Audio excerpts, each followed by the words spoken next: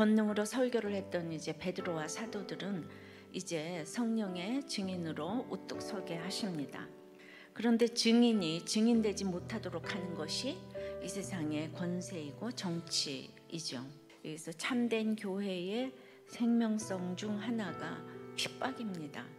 그래서 성령의 증인은 첫째로 핍박이 따릅니다. 이제 5천 명이 모여오니까 당연히 유대교 지도자들의 주목을 받게 되었습니다. 예수님을 죽이고 뒤이어 사도들을 핍박하는 일에도 앞장서는 그들은 이 세상에서는 영육 간의 최고의 권력을 계속 유지했습니다.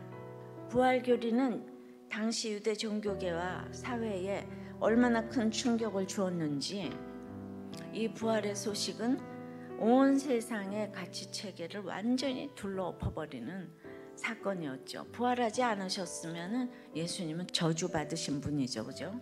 사도들은 나사렛 예수의 이름으로 걷게 해놓고 이제 물질과 명예의 보상을 받기는커녕 감옥에 갇히는 수모를 당해야 했어요.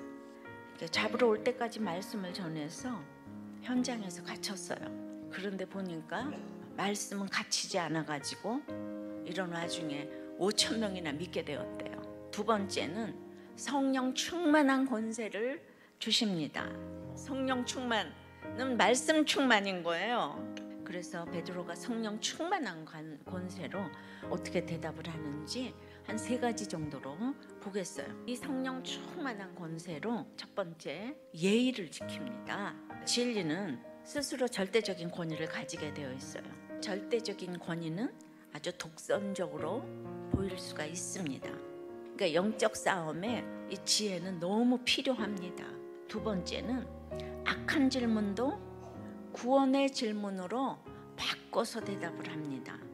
무슨 권세, 누구의 이름으로 행했냐 물었을 때 베드로는 우선 안진뱅이의 치유는 아무에게도 해가 되지 않았던 착한 일이라고 얘기를 해요.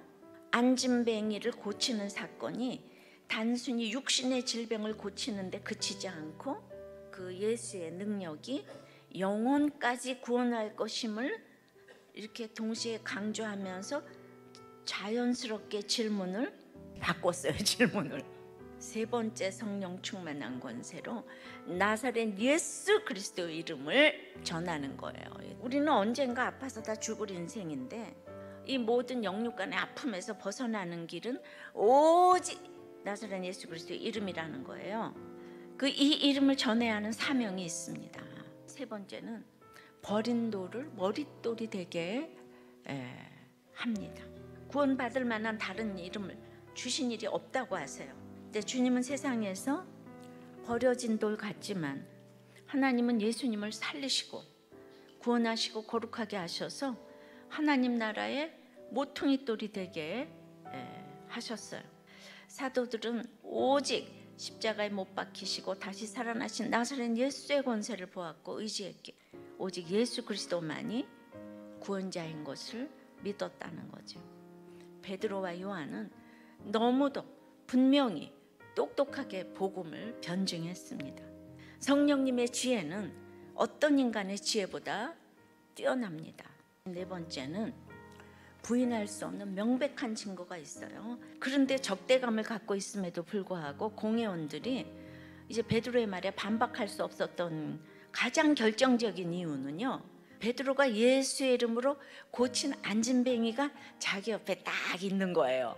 40년을 다 같이 보아온, 이게 결정적 증거 아니겠습니까? 예수님의 잘 사시며 가르치시고 전파하시며 치유하시고 잘 죽으시고 부활하신 예수님의 삶을 직접 보고 그 삶을 나누었던 경험에서 나온 것을 성령 받아서 전하는 거예요. 다섯 번째는 하나님 앞에서 보고 들은 것을 말합니다. 아무리 위협해도 사도들은 난 보고 들은 것을 말하지 않을 수 없다고 당당하게 말합니다. 베드로가 이렇게 하나님께 영광을 돌리니까 모든 사람이 그 된 일을 보고 하나님께 영광을 돌렸다고 합니다. 그러니까 나를 보고 나에게 영광을 돌리는 게 아니고 베드로를 보고 하나님께 영광을 돌려야 되는 거예요. 근데 이 사람의 병나은 표적은 오직 하나님의 영광을 위해 존재하는 거예요. 이 표적은 오직 영광을 위해서, 표적 자체가 아니고 하나님의 영광을 위해서 이 표적을 주신 거예요.